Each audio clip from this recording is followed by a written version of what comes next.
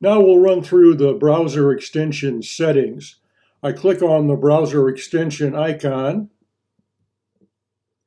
and at the bottom of the sidebar I click on the little settings button. And over on the left I want to make sure I've chosen settings, and then you'll be able to scroll through the settings. You can start by deciding whether you want the extension icon to always display at the side of the browser, so I could turn it off or I can leave it on. I can decide if I want the sidebar on the left or right. I like to keep it on the right. By the way, the shortcut for the sidebar is Cmd+p for a Mac and Ctrl+p for a PC. For quick lookup, we'll cover quick lookup in another lesson, but I would recommend turning on display on text selection and quick lookup keyboard shortcut. The keyboard shortcut is Cmd+l on a Mac and Ctrl+l for a PC. For social media, this is where you decide where you want the hix.ai tools to work in social media. So I have turned it on for Twitter, Facebook, and YouTube. I've left it off for Instagram, Reddit, Quora, and TikTok because I don't use those social media tools. For display placeholder, we'll click the little icon here to see what it is.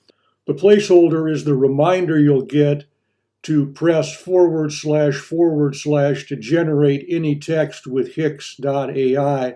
And once you press // half a dozen times, the placeholder will automatically turn off. It won't appear anymore unless you wanted to.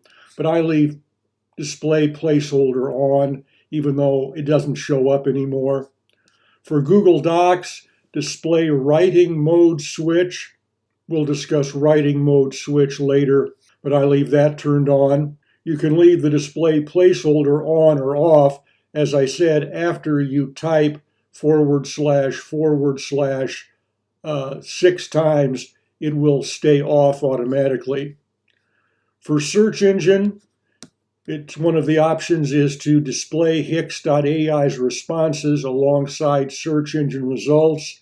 You can turn that on or off. When hix.ai responds to your queries, I select always. You can look at the others and decide if you want to turn those on. How hix.ai answers your questions, I choose direct answers. You could also choose related questions or related keywords. For Gmail, I'd skip that because I don't use hix.ai with Gmail, although you might want to look through it and decide if you want to use it. And then the last one, display the summarize icon.